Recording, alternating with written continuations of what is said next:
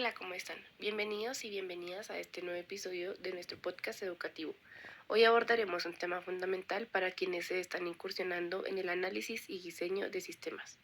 A continuación, veremos o les mostraré los diferentes diagramas de diseños que hemos visto en clase con el profesor César Navarro.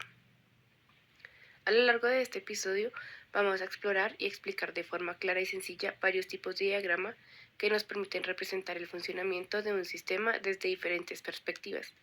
Estos diagramas son herramientas esenciales que usamos en el desarrollo de software para comprender, planificar y comunicar cómo debe funcionar un sistema.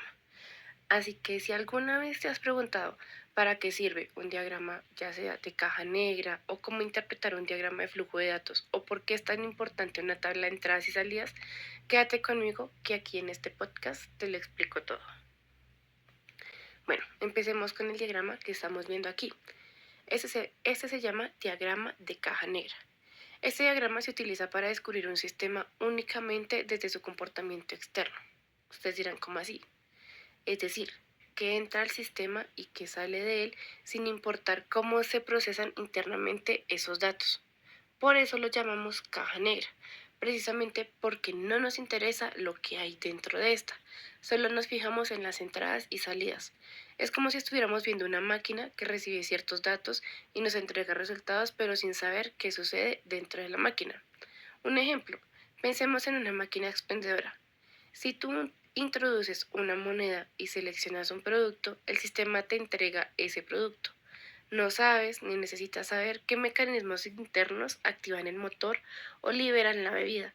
Solo te interesa el introducir una entrada, en este caso la moneda, y obtienes una salida, que es el producto. Este tipo de representación es muy útil en la etapa de análisis, ya que nos ayuda a definir claramente los requisitos funcionales del sistema desde la perspectiva del usuario o cliente. Bueno, continuemos con el diagrama de caja blanca. Este tipo de diagrama va un paso un poquito más allá, a diferencia de la caja negra. La caja blanca sí nos permite ver el interior del sistema. Aquí sí nos interesa saber cómo se realiza cada proceso, qué cálculos se hacen, qué decisiones se toman y qué rutas siguen los datos. Usamos este tipo de diagrama principalmente en la fase de diseño, cuando ya necesitamos saber realmente cómo se va a construir el sistema o cómo va a funcionar internamente. Volviendo al ejemplo anterior de la máquina expendedora, una caja blanca mostraría que al introducir la moneda se activa un sensor que verifica la autenticidad de la moneda, luego se oculta el saldo interno, se compara con el precio del producto y si todo está en orden se activa el motor que libera el producto. Entonces la caja blanca nos da una visión completa y detallada del sistema. Esta es ideal para desarrolladores o ingenieros que construirán el sistema. Pasemos a la tabla de entradas y salidas. Esta es una herramienta sencilla pero muy poderosa. Nos permite listar de forma organizada todas las entradas que el sistema recibe y todas las salidas que genera. Las entradas pueden ser datos ingresados por el usuario, señales de sensores o información proveniente de otro sistema. Las salidas son los resultados que se entregan como reportes, acciones, respuestas en pantalla o datos almacenados. Por ejemplo, si hablamos de un sistema de matrículas universitarias, una entrada puede ser el número de documento del estudiante, el nombre del curso o el pago realizado. Las salidas serían la confirmación de matrícula, el comprobante de pago o el horario asignado. Esta tabla nos ayuda a tener una visión clara de cómo interactúa el sistema con su entorno. A continuación pasamos a ver la tabla del proceso de datos.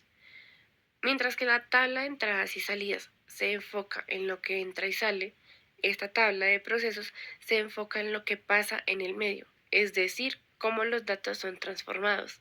En esta tabla se listan los procesos clave que realiza el sistema.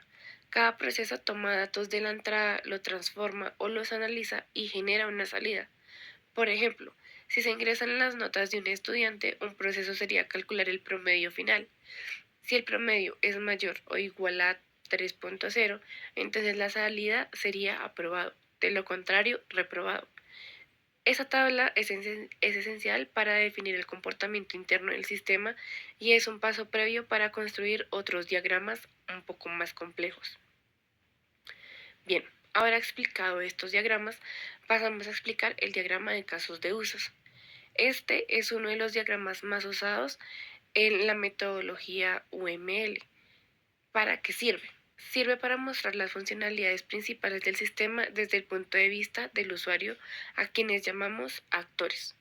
Cada funcionalidad se representa como un caso de uso que puede ser una acción como registrarse, ocultar información, realizar una compra, entre muchas otras. Por ejemplo, un sistema bancario, los actores pueden ser el cliente, el cajero y el administrador, y los casos de uso serían ocultar saldo, hacer transferencias, cerrar sesión, entre otros.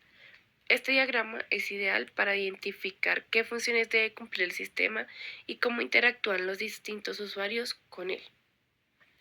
Ahora pasemos al diagrama de flujos de datos. Este por lo general se divide en niveles, acá yo hablaré del nivel 1.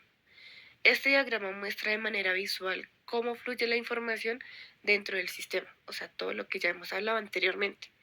Qué procesos lo transforman, qué entidades externas la generan o la reciben y dónde se almacena temporal o permanentemente pues la información. Utiliza símbolos como círculos para procesos, rectángulos para entidades externas, líneas con flechas para flujos de datos y rectángulos con doble línea para almacenes de datos. Es muy útil para analizar el sistema desde una perspectiva funcional, ayudándonos a detectar errores o redundancias. También es clave en la fase de diseño lógico del sistema. Por último, vamos a explicar el diagrama de entidad-relación, también conocido como diagrama ER, que son las iniciales de su nombre. Se usa para representar gráficamente la estructura de una base de datos. En este diagrama vemos tres componentes principales, los cuales son el primero, las entidades, que son los objetos principales del sistema como usuarios, productos, pedidos, entre otros. De segundas podemos ver los atributos, que describen las características de cada entidad como el nombre, el ID, el precio, etc. Y tercero, tenemos las relaciones, que muestran cómo se conectan unas entidades con otras. Por ejemplo, un cliente puede tener muchos pedidos, pero cada pedido pertenece a un solo cliente. Esa relación se representa claramente, pues, en el diagrama. Este tipo de diagrama es vital para quienes trabajan con bases de datos, ya que ayuda a diseñar de forma estructurada y eficiente, asegurando que toda la información esté correctamente relacionada. Ya con esto terminamos este recorrido con los principales diagramas de diseño que hemos visto en clase de diseño e información con el profe César. Cada uno de estos diagramas cumple con una función muy específica y se usa en distintas etapas del análisis y desarrollo de un sistema. Lo importante acá es entender que todos estos diagramas trabajan en conjunto para ofrecernos una visión clara, ordenada y comprensible de cómo debe funcionar un sistema informático. Espero que esta explicación les haya sido muy útil a todos. Recuerden que el dominio de estos diagramas no solo ayudan a probar como tal sus materias o sus diseños, sino también a destacar en el mundo laboral, pues si deciden como tal dedicarse al desarrollo de software o a la ingeniería en sistemas. Gracias por escucharme. Nos vemos en el próximo episodio.